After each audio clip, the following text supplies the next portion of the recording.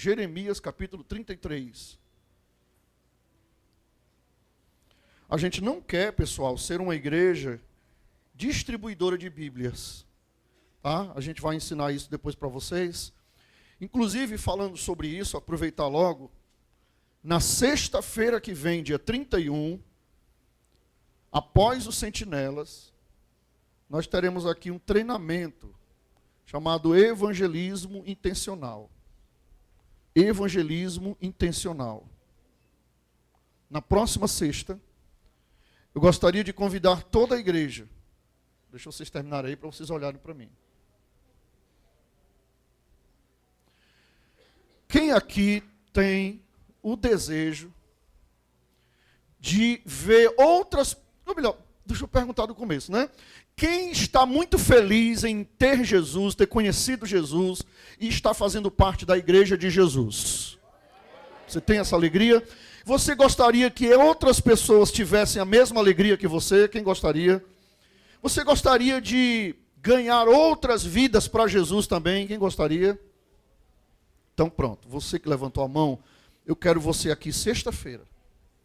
É gratuito, não vai pagar nada. Sexta-feira, às 8 da noite.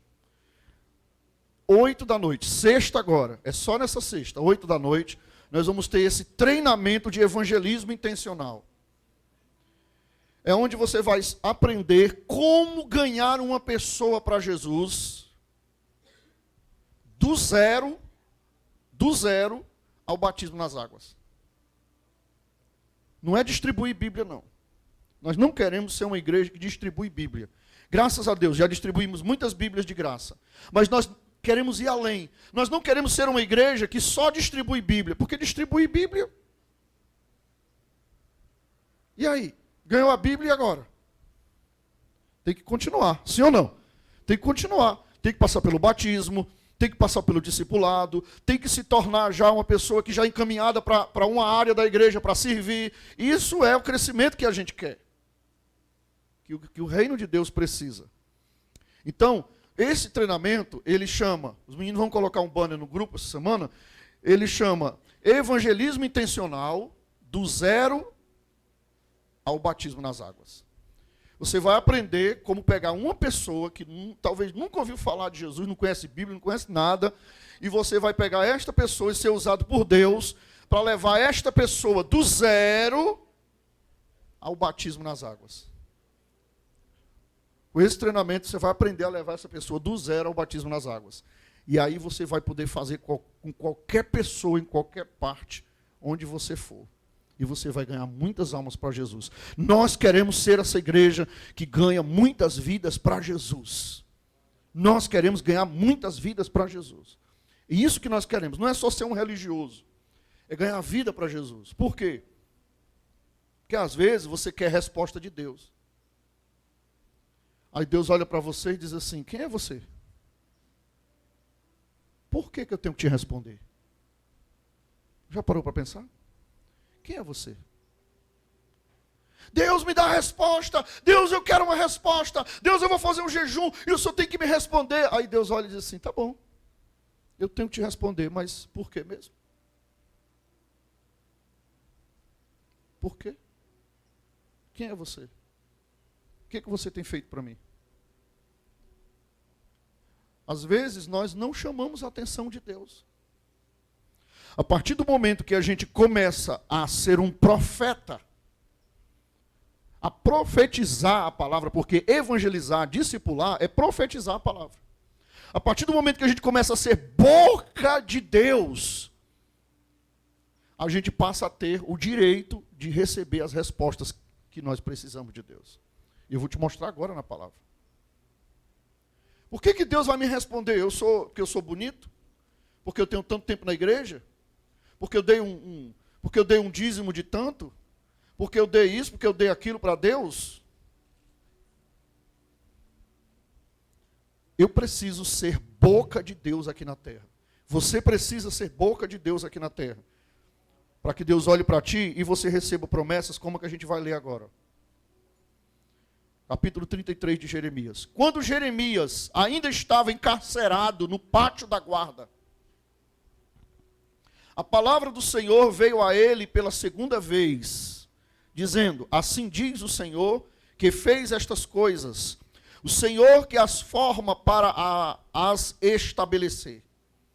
Senhor é o seu nome. Aí Deus diz para ele: chame por mim, e eu responderei.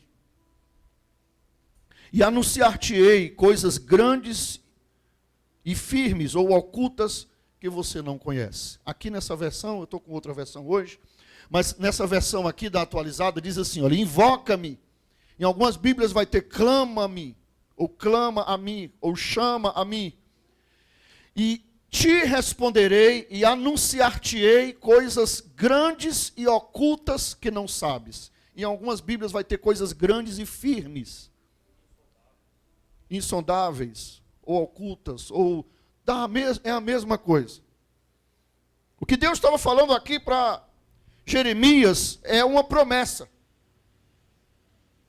Para nós entendermos isso, nós precisamos entender o contexto que Jeremias está. E eu vou te falar agora. Rapidamente, por causa do tempo, não quero demorar. Jeremias, ele era um profeta, conhecido como profeta chorão. Jeremias, ele era um profeta, boca de Deus, num tempo em que o povo de Israel e de Judá estava abandonado a sua fé, estava abandonando a sua fé e trocando por outros deuses. E por conta disso, o povo de Judá, o povo de Israel, na época estavam divididos em duas partes. Por conta disso, Deus usa o profeta Jeremias para pregar, para exortar para aquele povo que eles iam cair nas mãos do rei da Babilônia, que eles iam ser escravos do rei da Babilônia. E chegou um ponto em que o exército do rei, do inimigo, cercou aonde eles estavam.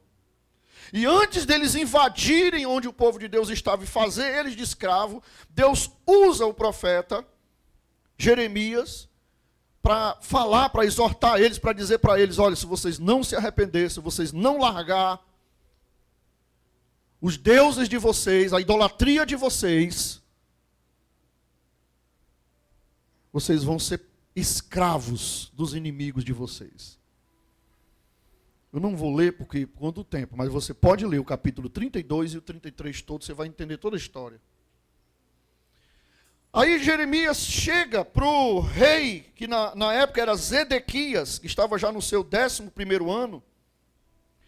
E Jeremias diz para ele o seguinte, olha rei, se você não largar... Vamos ler o capítulo 32? Para a gente poder entender? Vamos ler um pouquinho. Só no começo aqui dá para a gente entender. Ó.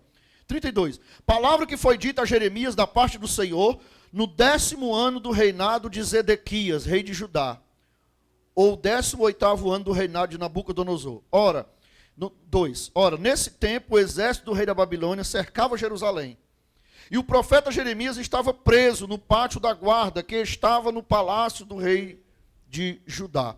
Pois Zedequias, rei de Judá, o havia encarcerado ou encerrado, dizendo, como você ousa profetizar que o Senhor Deus disse que entregará esta cidade nas mãos do rei da Babilônia, e que este a conquistará? Aí daí ele segue contando toda a história. Então o que acontece? Resumindo, o profeta chega para o rei e diz assim, olha rei, Deus me falou que ele vai entregar a cidade, a nossa cidade, nas mãos dos inimigos, dos babilônios.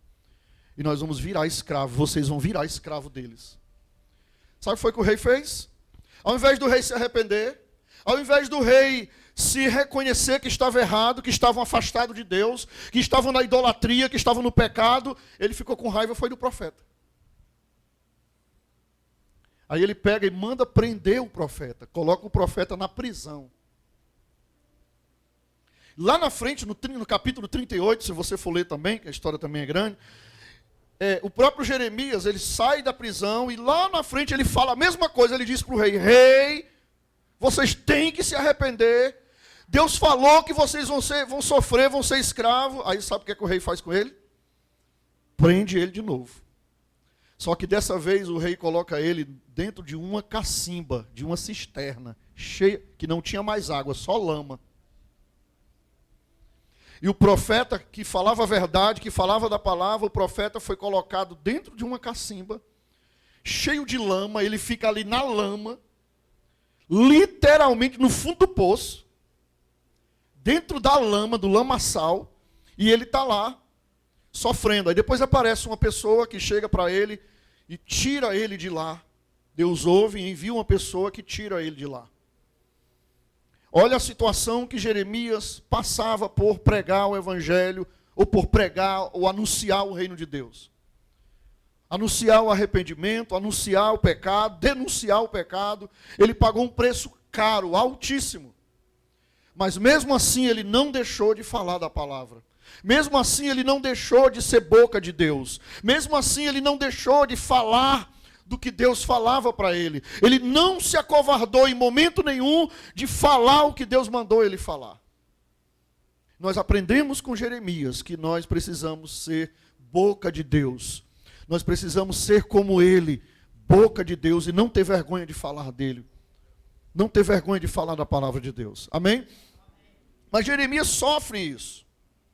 E nesse contexto, Jeremias está perdido, ali sofrido, abandonado, numa cadeia, numa prisão, o rei contra ele, querendo matar ele estava a ponto de morrer. E ele naquele momento, naquela situação, ele acha que não ia ter resposta nenhuma, ele acha que realmente ia morrer, que Deus tem abandonado ele, mas Deus chega para ele e fala, e dá justamente essa profecia do capítulo 33, do versículo 3. Coloca para mim, por favor. Que é esse versículo tão conhecido, que a gente já leu, já ouviu falar. Clama a mim, responder-te-ei, e anunciar-te-ei coisas grandes e firmes que não sabes. Ele trocou a versão, mas é isso aí. Então, naquele momento, Deus fala com ele, Jeremias, essa palavra agora, eu não estou mandando você falar para ninguém. Jeremias, essa palavra agora é para você, Jeremias. Deus, desta vez, não estava usando Jeremias para falar com ninguém. Deus, dessa vez, estava falando com o próprio Jeremias. Mostrando para ele que Deus não estava abandonando ele. Que ele não estava abandonado, por mais que ele estivesse no fundo do poço. Por mais que ele fosse jogado na prisão, que era somente um momento que ele estava passando. O que nós aprendemos, igreja? Nós aprendemos que às vezes Deus permite que a gente vá para o fundo do poço. Às vezes Deus permite que a gente vá ser encarcerado. Às vezes Deus permite que o inimigo nos cerque e nos ameace e fale contra nós.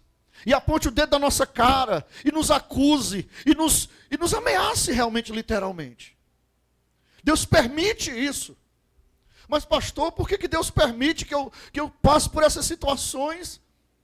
Que eu chego a pensar que eu estou sozinho, que eu não tenho ninguém por mim. Às vezes querendo dar uma loucura na minha cabeça, pastor.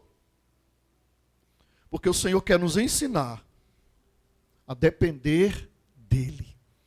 O Senhor quer nos ensinar a viver em espírito e a crer na resposta, na ação que Ele tem para nós. O Senhor não quer que a gente tome o fôlego da situação e parta para cima dos elementos da vida e quebre os dentes e arranque os cabelos deles. Como às vezes dá vontade de fazer. Dá ou não dá? Em situações que a gente está, em situações que a gente vive. De sair correndo desesperado, porque a gente não vê uma saída, não vê uma resposta. O Senhor quer nos ensinar a manter a calma. O Senhor quer que a gente aprenda que a gente tem um Deus, que como a gente cantou agora, está no controle de tudo. Eu não preciso me desesperar. Eu não preciso entrar na carne e ir para as vias de fato, porque Ele está no controle de tudo, Ele vai resolver a situação do começo ao fim. E eu tenho que aprender a me lançar nas mãos dEle, mesmo que aquele momento seja um momento ruim, seja um momento em que eu não vejo nada, que eu não vejo solução. Eu fico imaginando o profeta lá no fundo do poço, numa cacimba escura, cheia de lama. A Bíblia até diz, eu vou deixar de tarefa de casa, capítulo 38, até diz que essa pessoa que foi ajudar ele, levou roupas novas para ele, porque ele estava todo enlameado. E eu fico, às vezes, imaginando o que não passou pela cabeça de Jeremias. Jeremias dizer, mas eu sou de Deus. Mas eu sirvo ao Senhor. Mas eu prego a palavra. Mas eu sou fiel a Deus. Por que eu estou passando por essa situação? E muitas das vezes nós nos perguntamos também assim. Eu sou de Deus, eu estou servindo a Deus, eu sou dizimista, eu sou ofertante, eu sirvo na igreja, eu sirvo em tal departamento, ou eu já tenho tanto tempo, ou eu sou batizado, ou eu creio em Deus. Por que Deus permite que eu passe por essa situação? O que está acontecendo, Senhor? O Senhor me abandonou. A verdade, o Senhor não nos abandonou. A promessa dele ainda continua valendo, ele continua sendo fiel. Ele só quer que a gente faça isso aqui, ó. Clama a mim. Agora tem coisas que eu aprendo com esse episódio de Jeremias. A primeira coisa que eu aprendo, vou te dizer. Quando Deus manda a gente clamar a Ele, quando Deus manda a gente orar, fazer esse clamor, que é muito mais do que uma reza. O Senhor nos ensina o seguinte, olha, quem ora, ou quem clama e espera a resposta de Deus, tem que perseverar. Quando ele fala, clama a mim, ele está dizendo que não existe limites para quem ora com perseverança. Tem uma canção que diz assim, eu vou orar, eu vou clamar até tocar os céus. Até Deus me responder. Essa é a diferença da reza para o clamor. E até da oração para o clamor. Porque o clamor é aquilo que você faz. É aquilo que você faz que você vai até você receber a resposta de Deus. Você não para. Você não desiste. Há uma perseverança. O clamor, ele tem que ter perseverança. Olha o que Jesus fala em Mateus capítulo 7, versículos 7 e 8. Mateus capítulo 7, versículos 7 e 8. Primeiro evangelho.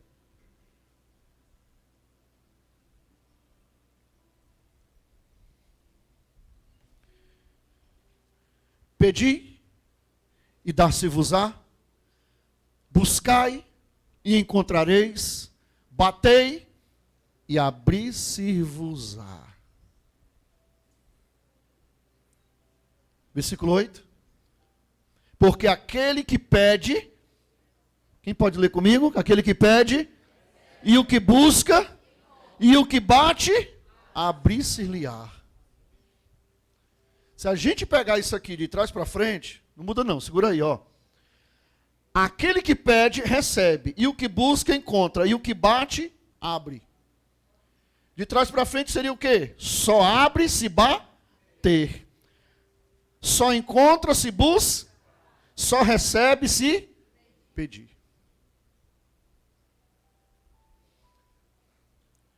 Você quer resposta de Deus? Tem que pedir. Você quer receber aquilo que você tem tanto quer, tanto deseja, tem que buscar. Você quer que aquela porta que está fechada se abra? Você tem que bater. Deixa eu te antecipar alguma coisa, presta atenção, grava isso aqui que eu vou te falar. Nenhuma bênção de Deus é de graça. Nenhuma bênção de Deus é de graça. Como assim, pastor? Tem que pagar? Não estou falando de dinheiro. De real, de dólar, de euro, não estou falando disso. Porque até a salvação que é de graça, não foi de graça, custou um preço que foi o sangue de Cristo na cruz. Então você quer receber bênção, milagre, resposta na sua vida, você tem que pagar o preço por isso. Está aqui. Olha o preço ali. Qual o preço de receber? Vou ver se tem alguém inteligente aqui. Qual o preço de receber? Acabei de dizer, qual o preço de receber? Pedir. Qual é o preço de encontrar?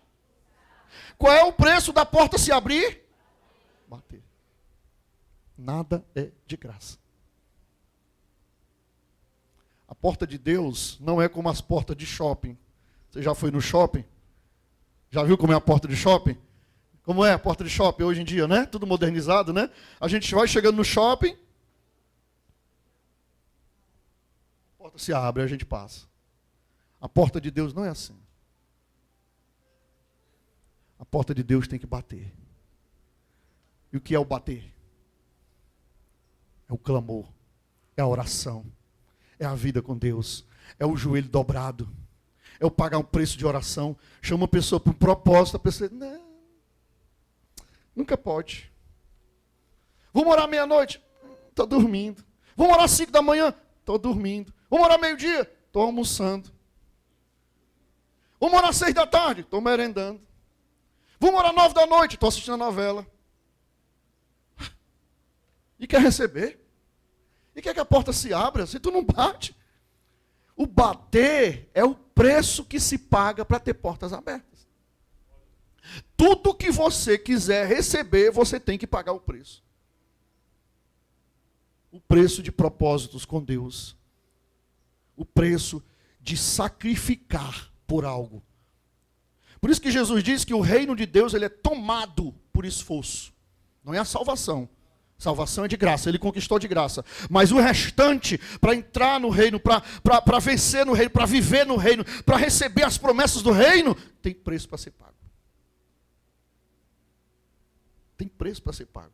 E a pessoa que não está disposta a pagar o preço, ela vai viver uma vida sem graça. Sem graça.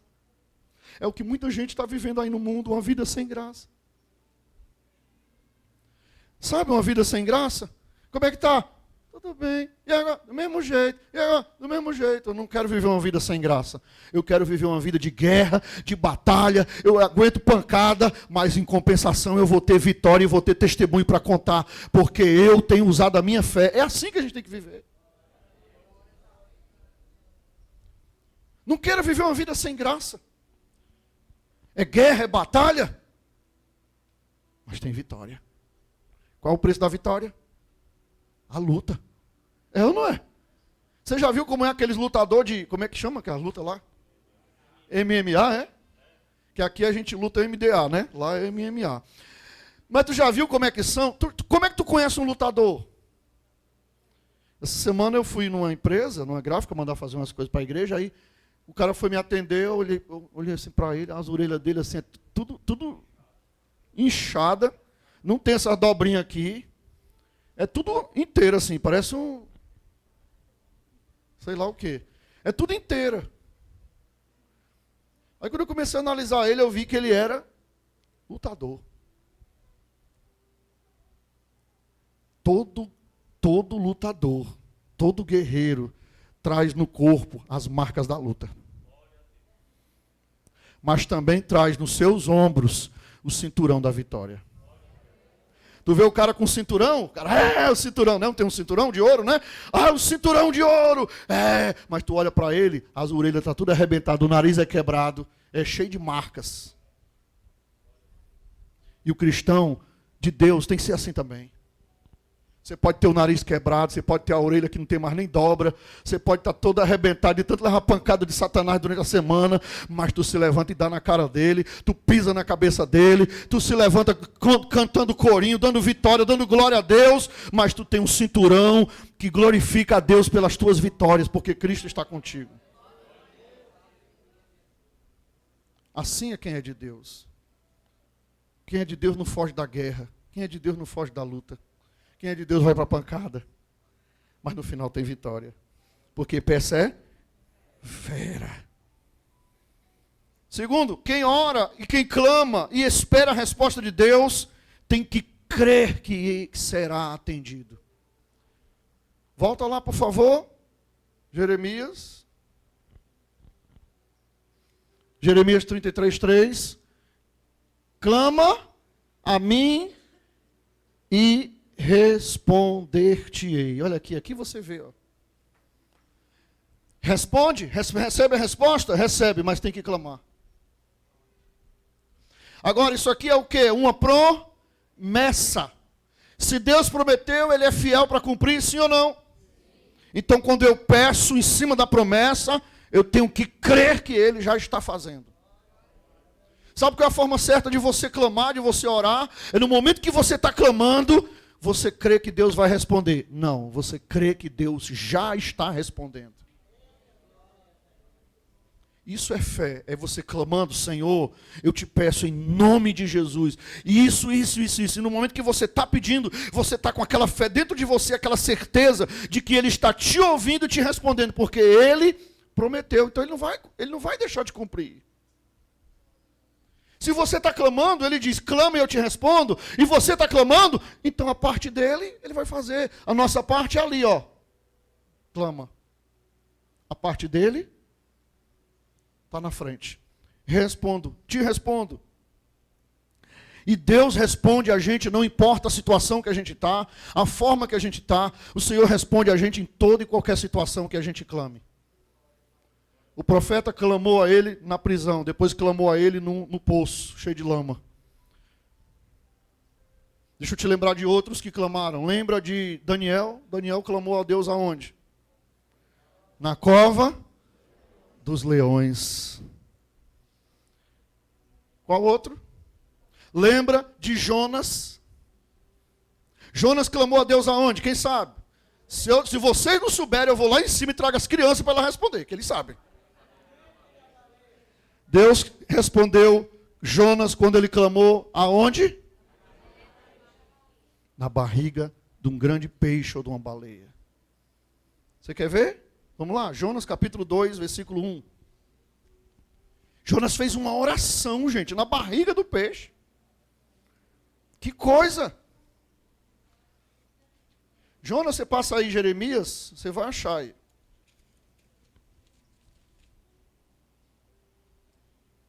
Depois de Obadias, antes de Miqueias,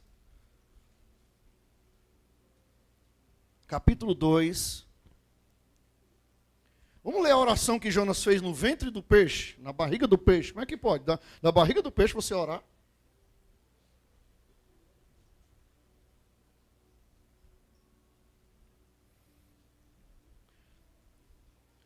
Então Jonas, do ventre do peixe, orou ao Senhor, seu Deus, e disse, olha, do ventre do peixe, da barriga do peixe. Olha a oração dele, ó. Na minha angústia clamei ao Senhor, e Ele me respondeu. Ele estava aqui feliz ou triste? Quem sabe? Ele estava feliz ou triste? Ele estava como é que ele estava? Angustiado. Ei, só te lembrar uma coisa. Por que às vezes a gente está angustiado e a gente fica reclamando da vida? Fica se maldizendo. Por que às vezes a gente está angustiado e a gente, ao invés de clamar ao Senhor, a gente vai procurar um culpado para a nossa angústia? Porque se eu estou angustiado, ao invés de eu clamar ao Senhor, eu tenho que chegar e dizer, ô Mateus, tu é o culpado. Eu estou angustiado por causa do Mateus. Foi o Mateus que fez isso comigo. Eu vou morrer. Na hora da angústia, ele estava dentro do ventre do peixe. Meu irmão, tu imagina se fosse você dentro da barriga do peixe. O que tu ia fazer? Ele tinha saída? Ele tinha um celular para ligar? Ei, 190, por favor. Manda aqui alguém, eu estou na barriga de uma baleia, ela é mais ou menos 30 metros de largura por 5 de comprimento, os olhos dela é assim, ela tem desse jeito, ela está mais ou menos... Não tinha como, impossível. Ele estava numa situação, ele estava perdido. Por isso que ele diz, na minha angústia, eu estou angustiado. Ele diz assim, olha, eu já estava ruim, agora eu estou dentro da barriga do peixe, agora está lascado mesmo. Já aconteceu contigo isso? Que a situação estava ruim e ficou pior? Já? Comigo já aconteceu, mais de 10 milhões de vezes. Estava tudo ruim, aí de repente ficou pior. Aí quando fica assim, o que a gente tem que fazer? Clamar ao Senhor. E lá na barriga do peixe, foi o que aconteceu? Ele me respondeu. Olha que interessante, vai passando, vai passando. Vamos ver a oração dele, ó. Porque tu me lançaste no profundo, no coração dos mares, e a corrente das águas me cercou. Todas as tuas ondas e as tuas vagas têm passado por cima de mim. Ele estava ciente que ele estava dentro do oceano, na barriga do peixe. Vai. Eu disse, lançado estou diante dos teus olhos, todavia tornarei a ver o teu santo templo. Ele estava desesperado. E agora, será que eu vou sair daqui? Deus esqueceu de mim. As águas me cercam até a alma. O abismo me rodeou. As águas se enrolaram na minha cabeça. Eu desci até os fundamentos dos montes. A terra me encerrou para sempre com os seus ferrolhos. Mas tu fizeste subir a minha vida da perdição. Ó Senhor Deus, quando desfalecia em minha alma, lembrei-me do Senhor e entrou a ti a minha oração no teu santo templo. Por quê? Os que observam as falsas vaidades deixam a sua misericórdia. Vai. Mas eu te oferecerei sacrifício com a voz do agradecimento. O que votei pagarei. Do Senhor vem a salvação. O que foi que aconteceu? Falou, pois, o Senhor ao peixe, e este vomitou a Jonas na terra seca. Lá dentro do peixe. Porque você sabe, se você conhece a história toda, né? Você sabe por que Jonas estava ali, né? Ele estava fugindo do propósito de Deus, fugindo da missão dele. Aí Deus pega ele, no final de tudo, bota ele dentro da barriga do peixe. É miserável, agora vamos ver se tu não vai aprender. E o peixe lá, com azia, né? Vomitando em cima dele, e ele lá nos ácidos, lá na barriga do peixe. Aí ele reconhece. Aí ele disse assim, eu não tenho para onde fugir, não. Ele clama. E lá no ventre do peixe, Deus responde. Aí Deus faz o quê? Deus ouve, responde a oração dele e faz o peixe. A palavra que essa tradução aqui diz, vomita ele. Com licença aí, o peixe fez assim, ó. E Jonas espirrou dentro da água. Quando ele espirra dentro da água, ele, graças a Deus, o Senhor me ouviu, ele é misericordioso. Imagina ele todo gosmento, né? Todo cheio de baba. Mas ele diz, estou vivo, agora eu vou cumprir o meu propósito. Mas Deus me respondeu lá naquela escuridão que eu estava ali na morte. Tem até uma história que fala que mais ou menos assim, que um crente que não sabia muito ler, não tinha conhecimento, não tinha muito leitura, e ele encontra com um ateu. E aí o ateu começa a descascar, falar que tudo é mentira, o que está na Bíblia que é mentira, não sei o que, não sei o que, não sei o que. Aí o ateu vai, abre a Bíblia e mostra assim, ó, tá aqui, ó, como é que pode, ó? Um peixe engoliu o homem, depois o peixe cospe o homem continua vivo, como é que pode isso? Aí o irmão responde assim para ele, com muita sabedoria, diz assim, meu irmão, eu acredito na palavra de Deus porque ela é verdade, a verdade é pura e Deus não mente. Se fosse Jonas que tivesse engolido a baleia, eu ainda acreditava. Quanto mais a baleia ter engolido Jonas. Quem crê é assim. Quem crê, crê em toda e qualquer situação. Por isso que a gente fala, quando você espera a resposta de Deus, você tem que crer. Mas está demorando. Não interessa. Deus é fiel, Ele vai cumprir. Na hora certa Ele vai cumprir. Se foi Deus que prometeu, se é Deus que está te prometendo, se você recebeu aquela promessa de Deus, se você está orando nela, se você está crendo nela, está aplicando ela na tua vida, no tempo certo vai chegar. Queira fulano ou não queira, queira o diabo ou não queira, queira o vizinho invejoso ou não queira, queira o seu amigo invejoso lá do seu trabalho ou não queira, queira o fulano ou não queira, a resposta de Deus vai vir e acabou. Fique calado, não vá brigar, não vá bater boca, vá clamar ao Senhor e deixa que Ele resolve. Amém? Deixa que Ele resolve. Por quê? Volta lá para Jeremias 33, por favor. Você é top, Vinícius. Clama a mim e responder-te-ei. A última coisa que eu vou falar. Porque quem ora e espera a resposta de Deus, vai ver coisas grandes e firmes que não sabes. Ele diz: eu anunciar-te-ei coisas grandes que você nem imagina.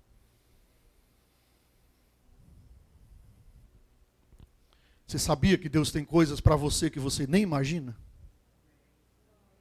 Tu tem que crer nisso.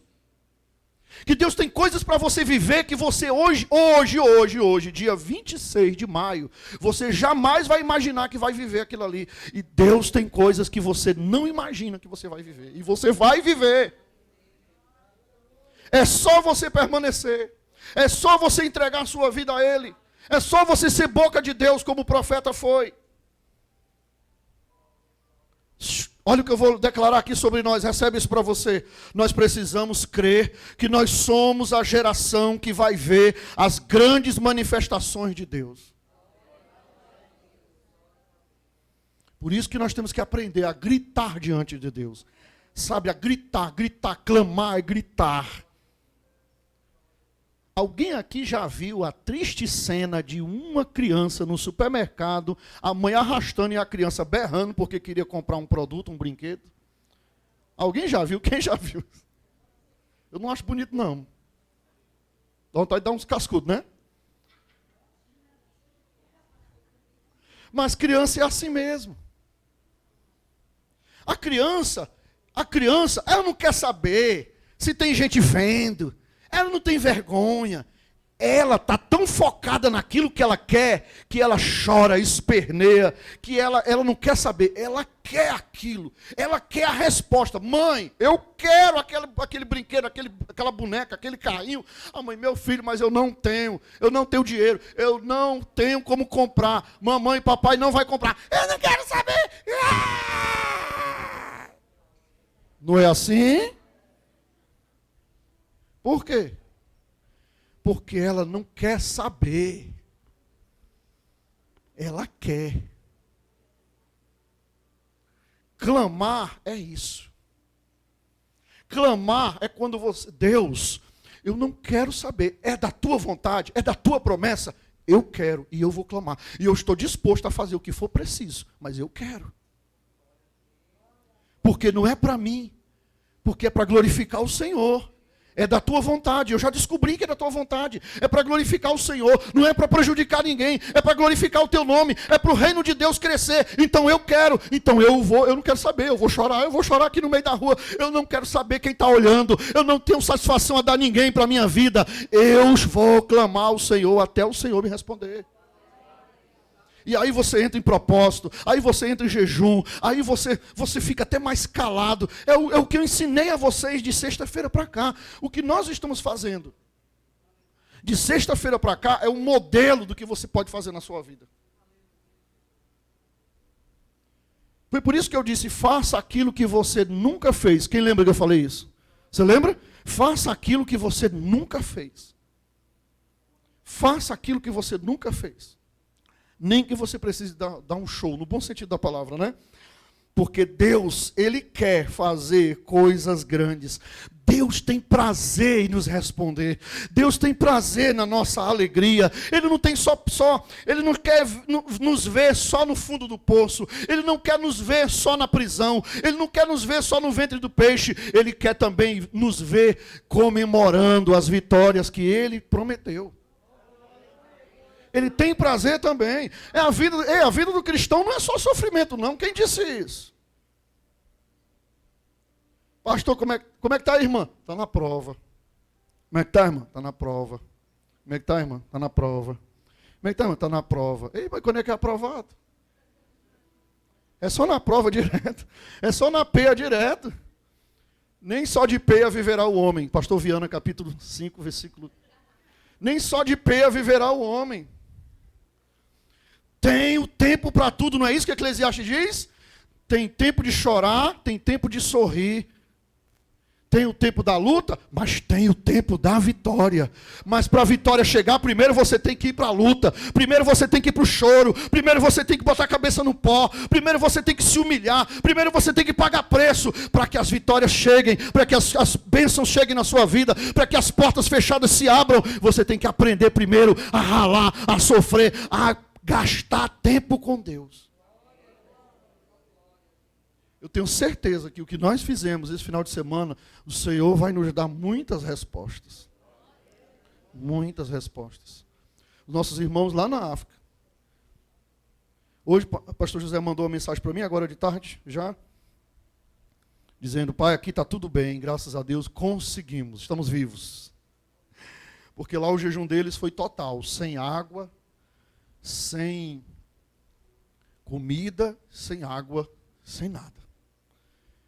Ele falou que só teve 2 irmãs que desistiram. Duas irmãs que desistiram, que não aguentaram, mas o resto fez até o final. Eu não vou interferir na fé deles, porque a fé deles é a fé deles.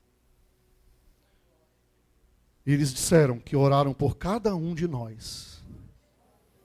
Por cada um de nós. Por eles e por cada um de nós. Eu creio que nesse momento as nuvens estão assim, ó. Já. Lembra quando vai chover? Que fica aquela nuvem bem pretona assim, bem já no... Que a gente diz o quê? Corre, menino, vai chover, tira a roupa do varal. Não é assim que a gente fala? Corre, menino, vai chover. E os filhos da gente têm uma raiva, né? Que eles estão lá tranquilos, a gente manda eles correr, sai todo mundo correndo para tirar a roupa do varal, porque a nuvem está assim, ó. Porque a nossa oração provoca a nuvem da glória de Deus sobre nós. Tem um país aí agora, qual é o país? É Dubai, é? Que estão provocando chuva.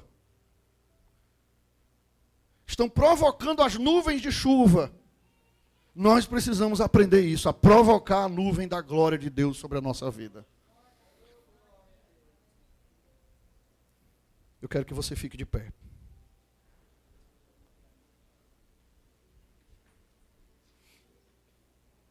Não ache você que as respostas de Deus virão apenas com